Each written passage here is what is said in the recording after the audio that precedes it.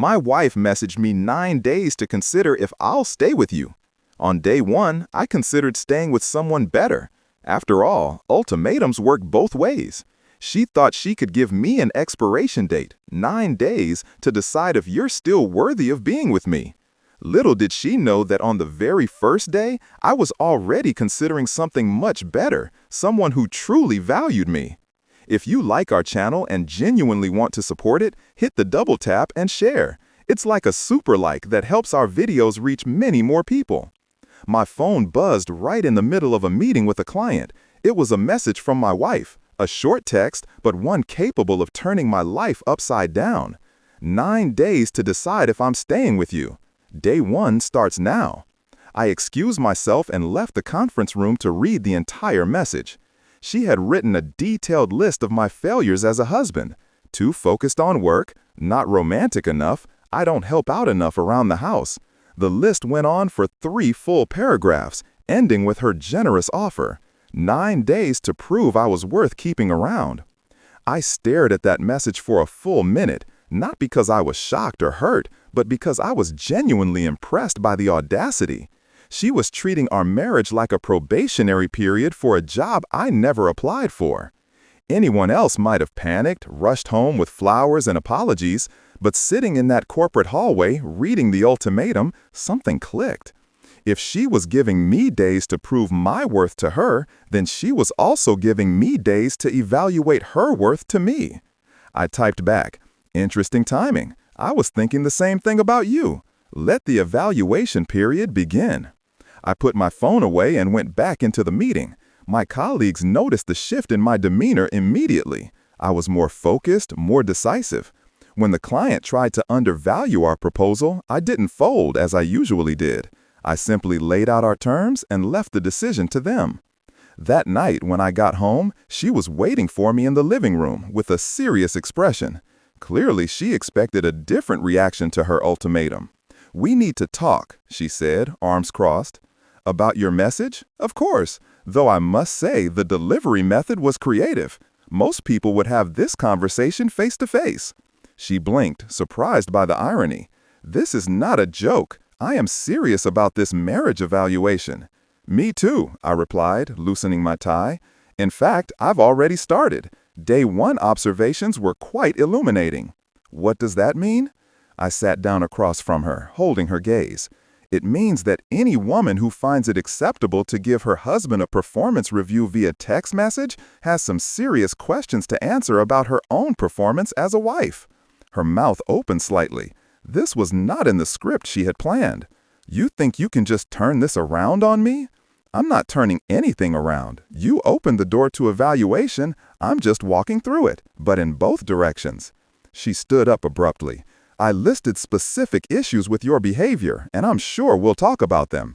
But first, let's talk about the problem with sending ultimatums via text instead of having adult conversations, or the problem with treating your husband like an employee on probation. I was just trying to prove a point.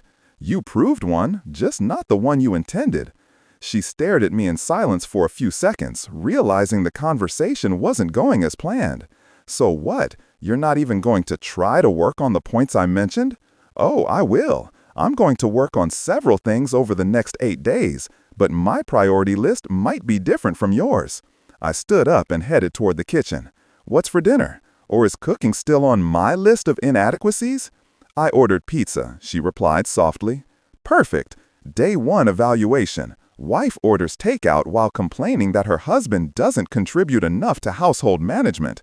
I grabbed a beer from the fridge. "It's going to be an interesting week." She followed me to the kitchen, her confidence clearly rattled. "You're acting differently. You gave me 9 days to consider if I'll stay with you. I am considering." I took a sip of beer and looked at her. "The question is, what are you going to do in those 9 days to convince me that you're worth staying with?" The silence between us was heavy. She had started this game thinking she held all the cards. Now she realized she might have dealt herself a losing hand. "This wasn't supposed to be like this," she murmured. "No, I imagine not. You probably expected me to panic, apologize, maybe buy jewelry." I shrugged. "But the problem with ultimatums is that they cut both ways. You can't demand respect without showing any. The doorbell rang. The pizza had arrived. I'll get it, I said, walking past her. Day 1 dinner assessment. Pizza, courtesy of the woman who thinks I don't contribute enough to the house. As I paid the delivery guy, I felt her gaze following me from the kitchen doorway. The power dynamic had shifted, and we both knew it. She had given me 9 days to prove my worth, but what she didn't realize is that she also gave me days to remember my own worth. I put my pizza on the dining table and opened the box. So what's the evaluation criteria for tomorrow? More texts, or are we moving up to email? She sat down across from me. She no longer looked like the confident woman who had sent that ultimatum this afternoon. I was trying to save our marriage, she said defensively. By threatening to end it? Interesting strategy. I took a bite of pizza. But don't worry, I'm taking this evaluation period very seriously. We both are now. Day 2 started differently. Instead of my usual routine of checking if she needed anything before work, I focused on me. At 6 a.m., I went to the gym for the first time in months. It's amazing how much energy you have when you're not walking on eggshells all the time. At work, I called my friend from college, Mike. We hadn't spoken in over a year because she always complained when I made plans with friends. "Dude, where have you been?" his voice boomed over the phone. "We thought you were abducted." Just reevaluating some priorities. "You free Friday for a drink?" "Always. Everything okay?" "Better than okay. I'm remembering who I used to be." When I got home that evening, she was waiting for me again with a serious expression. Apparently, day 2 also required a new performance review. "You left early today without saying goodbye." "I went to the gym. You were sleeping." "Is there a specific goodbye protocol in your evaluation system?" "You never go to the gym." "I went every day before we got married." Funny how that changed. She followed me to the kitchen where I started preparing a real dinner instead of ordering takeout. Another thing I used to enjoy before it got classified as not helping out enough around the house. "What are you doing?" "Chicken parmigiana," one of those dishes that, according to your message, I never cook. I saw her mentally calculating. She knew I cooked regularly, but admitting it would weaken her ultimatum. "You don't usually do this during the week." "True, I used to ask what you wanted and make that. Today, I made what I wanted. I seasoned the chicken." Day 2 observation? I had forgotten how satisfying it is to make decisions based on my own preferences. She sat down on the kitchen counter, watching me. "Are you really going to keep this up all week?" "Keep what up? Living my life?" I dipped the chicken in breadcrumbs. "You gave me 9 days to prove my worth. I'm using them to remember what that worth is. I didn't want you to become a completely different person. I'm not different. I'm just not performing for any audience anymore." She was silent while I cooked, but it was a different kind of silence. It wasn't exactly tense, but uncertain. She was used to me asking about her day, checking her mood, and adjusting my behavior accordingly. Tonight, I was just making dinner. "Mike called the landline earlier," she said after a few minutes. "Yep, we're grabbing a drink Friday." "You didn't even ask if I had plans." "Do you?" "No, but you always asked before, and you always arranged something that made me cancel. A headache, a family dinner, some emergency that was never real." I flipped the chicken in the pan. Day 2 revelation. I have friends who actually want to spend time with me. Shocking concept, right? I never stopped you from seeing your friends. You didn't have to stop me. You just made it so emotionally expensive that it wasn't worth the cost. She opened her mouth to retort, but closed it again. We both knew it was true. "So now you're just going to ignore me for the next 7 days?" "I'm not ignoring you. I'm just not prioritizing your mood above everything else in my life." I placed her plate in front of her. "There's a difference." She tasted the food, and her expression shifted slightly. "This is really good." "I know. I'm a good cook when I'm not doubting every seasoning choice." We ate in relative silence. She watched me as if trying to decipher an enigma. Finally, she spoke. "I was just trying to fix things between us. Threatening to leave if you didn't meet my expectations, it was a way to get your attention. You've been distant." I put down my fork and looked right at her. "I've been distant because every conversation turns into a criticism session. Every suggestion I make is dismissed. Every plan I propose is modified until it's unrecognizable. Isn't that true? Last month, I suggested we go to that new downtown restaurant. You said it was too expensive. I suggested the Italian place. You said you weren't in the mood for Italian. I suggested cooking at home. You said you didn't want to clean up afterward. Result, we ended up eating cereal while you complained that we never do anything fun. She lowered her eyes to her plate. I was having a bad day. You've been having a bad day for about 2 years, and somehow it's always my job to fix it. Marriage is about supporting each other. Support, yes, but performing like a trained SEAL to manage your emotions is something else entirely. I finished my meal and stood up. Day 2 conclusion. I had forgotten what it felt like to have my own opinions. Thanks for the reminder. While I washed the dishes, she remained at the table, processing everything. When I finished, I dried my hands and turned to her. There are 7 days left in your evaluation period, but I'll give you some free feedback. Threatening to leave someone only works if that person is afraid of losing you. I walked toward the living room to read, leaving her alone with that thought. Where are you going? To read my book. Another thing I used to enjoy before I spent all my free time managing your dissatisfaction. We usually watch TV after dinner. Usually, you pick something you want to watch, and I pretend to like it. Tonight, I'm choosing my own entertainment. I settled into the armchair with a book I'd been meaning to read for months. A few minutes later, she appeared in the doorway. This feels like punishment. I didn't answer, not looking up. Punishment would be me giving you my own 9-day ultimatum.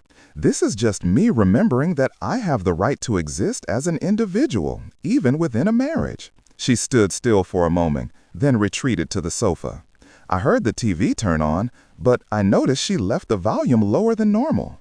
Day 2 was already showing results.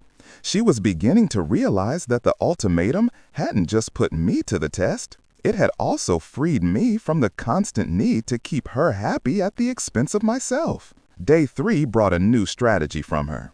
I woke up to the smell of bacon and coffee. The first time in months she had made breakfast. She was in a robe, at the stove, hair perfectly done despite the early hour. "Good morning," she said with a smile that looked rehearsed. "I thought I'd make us a nice breakfast before work." I grabbed a cup of coffee and watched her performance. Interesting timing. Day 3 of the evaluation period, and suddenly you're a domestic goddess. I always make breakfast. You heat up frozen waffles. This is actual cooking. I took a sip of the coffee. What's the occasion? Can I do something nice for my husband? You can. The question is why you're choosing to do it now after sending me a text message telling me how inadequate I am. She flipped the bacon harder than she needed to. I was hoping we could talk about your behavior yesterday. My behavior? You said I was cold, distant, like I didn't care about working on our marriage. I sat on the counter and looked right at her. Let me get this straight. You give me an ultimatum. I respond by focusing on myself and my personal improvement, and your complaint is that I'm not being emotionally enough about it? You should be fighting for us. Fighting for us or performing for you, because there's a difference. She placed the plate in front of me. I need to know you care about saving this marriage. I do care. That's why I'm using these 9 days to figure out if there's even a marriage worth saving. The fork stopped halfway to her mouth. What does that mean?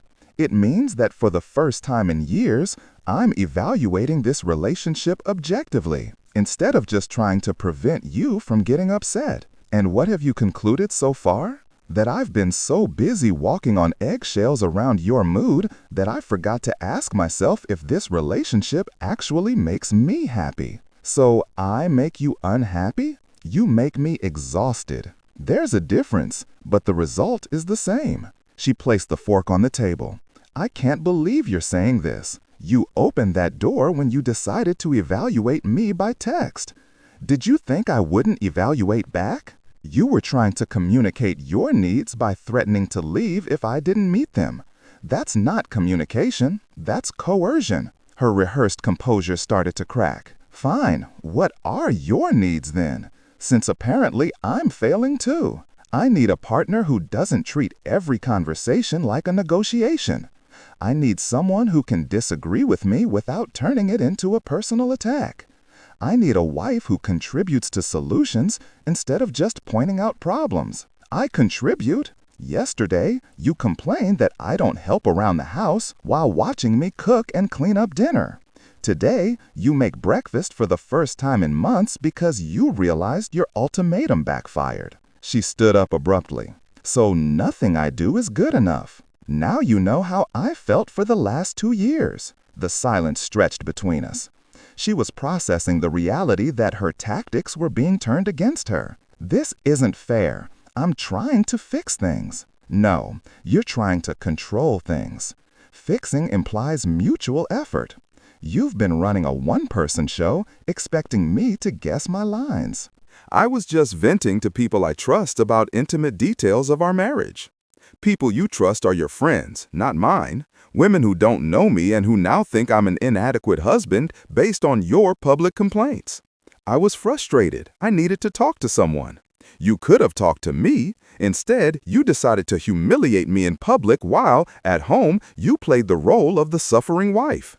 She stood up abruptly. It wasn't like that.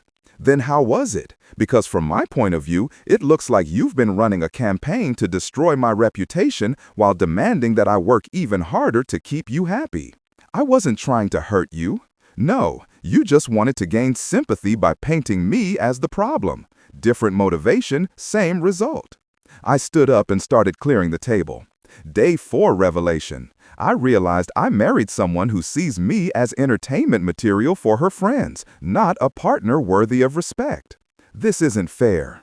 Fair would be keeping our private life private. Fair would be talking to me about the issues instead of broadcasting them loudly. Fair would be supporting my efforts at improvement instead of ridiculing them to strangers. She followed me to the kitchen. I'm sorry, I didn't realize how it would sound. You didn't realize that telling others your husband is boring and inadequate might sound bad? Your judgment is worse than I thought. I was just frustrated. And instead of dealing with it with me, you decided to destroy my image in front of people I'm going to have to face at future social events. I finished loading the dishwasher and turned to her. Day 4 conclusion. Respect is not something you demand while refusing to offer it. And you've shown me exactly how much respect you have for me. I headed upstairs. 5 days left. Maybe you should use that time to figure out why any man would want to stay married to someone who treats him like gossip material. I left her standing in the kitchen, finally understanding that her 9-day ultimatum had revealed far more about her character than mine. Day 5 began with an attempt at damage control. I woke up to find a handwritten note on the nightstand, the first handwritten note she'd given me in years. I'm sorry about what David told you. I never meant to hurt you. Can we please talk? Your loving wife. I folded the note and put it in my pocket. Interesting how 9 days to prove your worth had quickly turned into please talk to me once the tables were turned. At breakfast, she was waiting for me with fresh coffee and a clearly rehearsed speech. I thought about what you said all night. Did you really? I realize I made some mistakes in how I handled my frustrations. I took a sip of coffee and waited. She obviously had more to say. I want to work towards better communication. Better communication or better control of the narrative? Her composure wavered. I deserve that. You deserve worse than that, but I'm curious. What exactly sparked this sudden desire to improve communication? The fact that I found out about your public defamation, or the fact that I'm not reacting to your ultimatum the way you expected? Both, she admitted. I didn't realize how my venting would sound to others. You didn't realize that calling your own husband boring and inadequate might reflect poorly on him? Your lack of self-awareness is even worse than I thought. She flinched. I was angry. So when you get angry, your solution is to humiliate me publicly while demanding I work even harder to please you privately. It wasn't that calculated, wasn't it? Let's see. Isolating me from friends who could give me perspective, undermining my confidence with constant criticism, then spreading my supposed failures to anyone willing to listen sounds pretty calculated to me. She sat down heavily. You make me sound like a monster. I make you sound like what you are, someone who uses emotional manipulation to control people. That's not who I am. It's exactly who you are. The only difference is that now I'm paying attention. She tried a different approach. What if we go to couples therapy? Therapy? So you can have a professional audience for your complaints about me? So we can work on our problems. Yesterday, you gave me a list of my problems. Today, they've suddenly become ours. She was silent for a moment. I see now that I also contributed to the issues. Contributed? You created most of them. I was just too busy trying to manage your emotions to notice. I finished my coffee and stood up. Day 5 observation. When manipulation stops working, manipulators always suggest therapy. It's the final attempt to find someone to validate their victim narrative. You won't even consider it? I'll consider it. As soon as you explain to all those people who heard your gossip at the salon that you lied about our marriage to gain sympathy. Her face went pale. I can't do that. Can't or won't. It would be humiliating. Now you know how I felt when I found out. That night, she tried yet another strategy. I arrived home and found her dressed up. Candles lit, soft music playing. The classic romantic trap. I made reservations at that steakhouse you like. The same one you said was too expensive last month? I thought we could have a special evening together. To discuss how sorry you are or how sorry you got caught. Her romantic facade crumbled. Why can't you just accept my apology and move on? Because your apology is strategic, not sincere. You're not sorry you hurt me. You're sorry it backfired. That's not true. Prove it.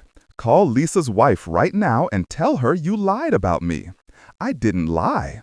So you confirm everything you said about me being boring and inadequate? She was cornered and knew it. I was exaggerating. Exaggerating to make me look terrible and get attention? That's called lying. She blew out the candles forcefully. Fine, you win. I'm a horrible person who doesn't deserve forgiveness. There's the victim role. When control fails and manipulation fails, you turn to self-pity. I am trying to fix this. No, you're trying to manage this. Fixing would require taking responsibility, not just saying you're sorry you got caught. She stared at me for a long time. What do you want from me? I want you to understand that respect is non-negotiable in a marriage. I want you to grasp that loyalty means not defaming your own spouse to strangers. I want you to realize that partnership does not include ultimatums or public humiliation. And if I do all that, then maybe we'll have something worth saving. But that's a pretty big maybe, considering your track record. She collapsed onto the sofa. I feel like I don't know how to be married to this version of you. This version has been me all along. The difference is that I'm no longer performing to earn your approval. I liked it better when you cared about making me happy. I still care about your happiness, but now I also care about mine, and that's the part you can't accept. She was silent for several minutes. Finally, she looked up. What happens after tomorrow? Tomorrow is day 6. We still have time to figure out if there's a marriage here worth saving. And if there isn't, then you'll get exactly what you threatened me with at the beginning of the week. The difference is, it will be by my choice, not your ultimatum. She paled at the realization.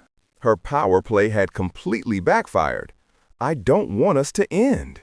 Then stop trying to control how we continue. I went upstairs, leaving her alone with the romantic dinner she had planned as yet another manipulation attempt. Day 5 made it clear. She was running out of strategies and starting to panic. The question was whether she would realize that honesty and respect were the only tools that might still work. Day 9 arrived with a text message, her final attempt at control. Today's the day. Have you decided to fight for us? I read the message while having my breakfast and smiled. Even now, she couldn't resist framing the narrative, fight for us, when there hadn't been an us for years. It was just her demands and my obedience. I spent the day at work tying up loose ends. I had made the decision days ago, but I wanted her to sweat until the very last moment of the timeline she had created. That evening when I got home, I found her sitting at the dining table, papers spread out in front of her. When she looked up, her eyes were red from crying. I wrote down everything I want to change about how I've treated you. I glanced at the papers, 3 pages of promises and commitments. Impressive. What sparked this sudden self-awareness?